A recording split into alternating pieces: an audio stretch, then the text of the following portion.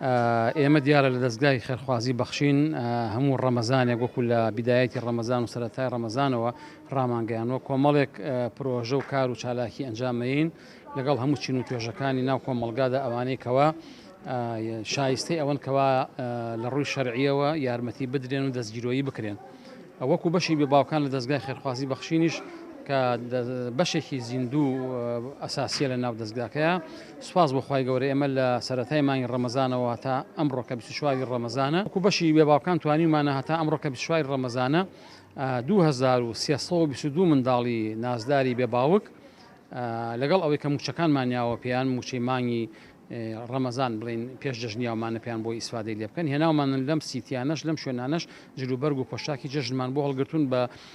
بڕی 81 ملیۆن و 305,000 دینار واتە لە شاری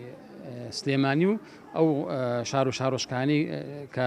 پرۆژێ جل هەڵگرتنمان تیا ئەنجام داوە 2323 منداڵای ئێمە سوودمەند بووە بەو بڕەپارەیە کە 81 ملیۆن و ئەوەندە دینار بووە ئەوە ئەمڕۆژ بە خۆشحاڵیەوە کە ڕەنگە ئاخر ڕۆژمان بێوەکو پرۆژەی جل هەڵگرتن لە شاری سلێمانیە 107 مناڵمان هێناوە بۆ ئەم سیتیە بۆ ئەم بازاڕە کە جل و پۆشاکی جەژن هەڵبگرن و لێرەوە دەسی حەقی خۆیەتی دەستخۆشی و دوعای خێرمان بۆ بەڕێزانە بکەین کە هەر لە سەرەتای مانگی ڕەمەزانەوە هەتا ئێستا لەگەڵ پرۆژەکانی ئێمە یارمەتیان ناوین و بە مادی و معنەوی یارمەتیان ناوین ئەمڕۆژ ئەم 107 منداڵە لە پارەی ئەمان ئەو بڕەپارەی کە تێچوویەکەیەتی لە شاری لیدز لە وڵاتی بەریتانیاوە دابین کراوە کە جێگەی خۆیەتی دەستخۆشیان لێ بکەین لەو برا بەڕێزانەیەکەوە بەرپرس و سەرپەرشتیاری مزگەوتی لینکینن لە شاری لیدز بە تایبەتیش لەسەر و هەمویانەوە کاک حاجی فەرهاد خوای گەورە پاداشی خێری باتەوە کە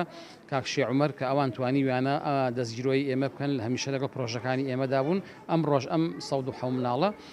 بودجەکەی گوژمەکەی لەسەر ئەوان کە تایبەتیان کردو بۆەوەی کە ئێمە جلوبەرگی جەژنیان بۆ هەڵبگرین و داواکەین لە خێرۆمەندان و لە خێرخوازان ئێمە ئەو 81 ملیۆن دینارە تا ئێستا بڕێکی زۆری ماوە کە پارەکەی بێتەوە جێگەی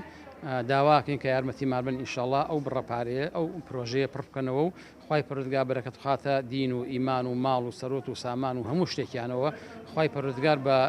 سەدقات و هەزار قات لە ڕۆژی قیامەت تا پاداشی خێران باتەوە کەوا توانیان لەم بەرە جەژنانەیە دڵی ئەو منداڵە بێ باوکانە خۆش بکەن بۆ جەژن کە جلوبەرگ و پۆشاکی جەژن هەڵبگرن وەکو هەر مناڵێکی ئاسایی لە ماڵی خۆیان لە ماڵی باوکیا کە چۆن دڵخۆشە ئەمانشمان دڵخۆش کردووە